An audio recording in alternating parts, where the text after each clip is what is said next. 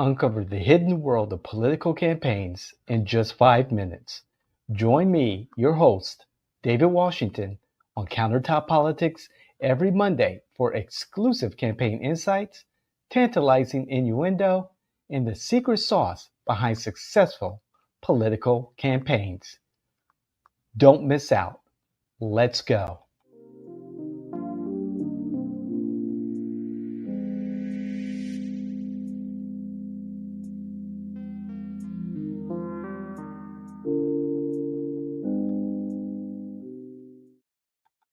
All right, all right, all right. It is your favorite political innovator, David Washington, here with another Monday edition of Countertop Politics. Yes, every Monday, 5 minutes or thereof of campaign insight, political innuendo, and the secret sauce to winning campaigns. I'm David Washington again, and it's primary season. Yes, it is. It is primary season. We had some primaries in Arkansas, I think also North Carolina, and of course Texas. And Texas was more interesting to me because you had some heavyweights in both the Republican Senate primary, which featured Attorney General Ken Paxton and current Senator John Cornyn.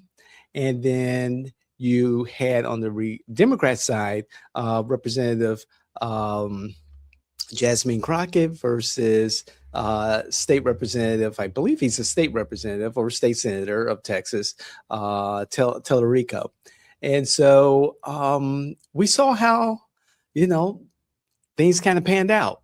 You have a two-way tie, or you had the top two, but the numbers were very close between Paxton and Cornyn on the Republican side. They're both, supporters of Trump.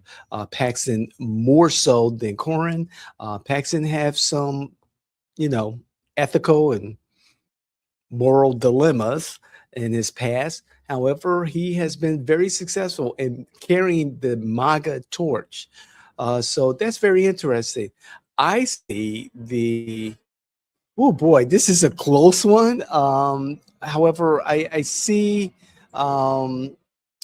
possibly whoever could tap into that Representative Wesley Hunt electorate, who voted, I think, around 13 to 15% for him. Whoever could tap into his message would be more like Cornyn, in my estimation. Whoever can tap into those voters will win the Republican nomination. I believe that is coming up in late March, early April for that runoff. On the Democrat side, Talarico handed Jasmine Crockett a significant and defining loss.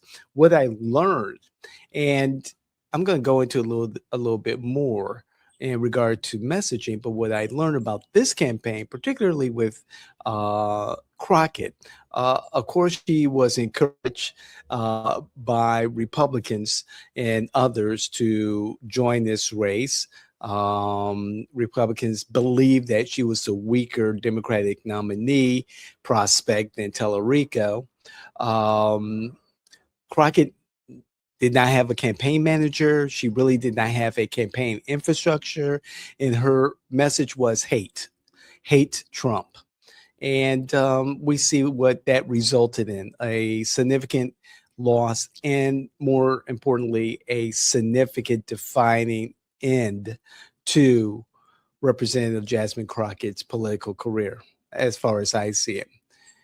To take it a little bit further, in the week since those primaries, I've had conversations with people here in Florida across the political spectrum discussing what is it in these times of war, uncertainty, in this economy, in these United States, what is it that candidates can speak to in regards to their kitchen table issues?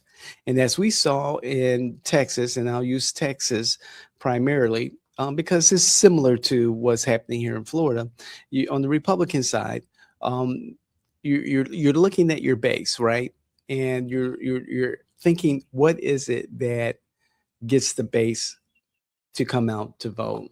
And of course, you lean into those policies in Texas that have worked, those policies that closely align to what has worked for the Trump administration, so forth and so on.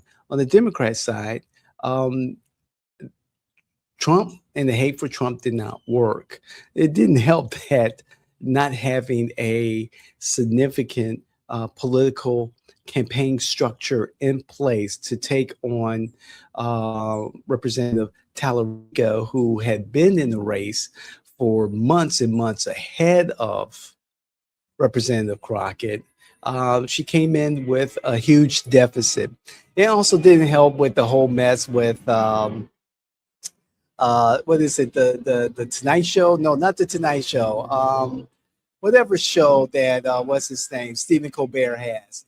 That whole kerfuffle. I don't know about that. We can talk about that some other, but um, eh, what happened with Stephen Colbert and Talarico is being talked about and written about in other media. And did it help? I'm sure it did help. However, we do know what the outcome is, and Talarico will face a Republican in the primary or in the general election in November. To speak more about the conversations in the week leading up to today, it's March 9th, 9:45 in the morning on Monday morning. Uh, the conversations I'm having across the board, Democrats who are strong Democrats, the core, they don't see anything but supporting anyone but Trump. Any Democrat who is just as fervent about defeating Trump at every level, they're going to support Trump. But then there are other Democrats and independents and some open-minded Republicans who are like, I don't know. I don't know. They're wavering. They're wavering based on what's happening internationally right now with the conflict in the Gulf of um, do they call it the Gulf, the Persian Gulf? Um, a lot of what I'm hearing is that those who have supported Trump are very concerned that he's not sticking to some of the things that ring very hollow now, like no new wars, no more endless wars. They're really holding on tight to that. Independents and like-minded Democrats, open-minded Democrats, are saying to me, the Democrats are still holding very tight to the woke DEI initiatives and have no real policies, no significant policies that affect their kitchen table issues that would ignite their spirit to vote Democrat. And they tend to support the policies of Donald Trump, President Trump, because they are hitting at kitchen table issues, issues that lay the foundation for a better future for the United States of America. So I'm taking this all in. It's like, wow, this is good information to talk to my clients about when they start campaigning, if they ever start campaigning, knocking on doors, talking to voters. However, the warning for them is that, the election cycle is getting shorter and shorter and shorter as each day passes. Here in Florida, overseas and out-of-state ballots go out the weekend of July 4th. This is March 9th. So if your message needs to be out there, it needs to be out there right now.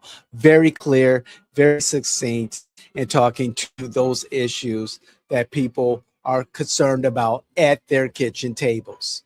So, you know, I just want to keep this brief and just some insight from the beginning of the primary season 2026. Um, if you like what you hear and have additional insight that you like to share, please don't hesitate and reach out to Countertop Politics. Reach out to me. I love to hear what you have to say. I love to have that conversation online, in person, whatever, because I truly think that we all can benefit for some of the from some, if not all, of the insight that I share, not only on Countertop Politics, but the David Washington Show, Ground Zero Florida, of course. Let's not forget the Fernandez legacy with Mildred Fernandez. We can't forget the Exchange. That's more of a platform that's moderated and headed by our media director, Sean King. The King Exchange is geared towards the younger generation. And then, of course, we have From the Margins with James the Fun. Oh boy, James. Oh, Jimmy, you have lit it up. People are talking about it. People are tuning in, and Jimmy is coming from that liberal Democrat perspective. And please challenge us with your facts, not your feelings. And of course, please like, share, hit the notification button so we can very soon start monetizing our platform, start monetizing the Jay and Washington Network platform. So again, God bless. I love you. We'll see you the next time. This is Countertop Politics. I'm David Washington.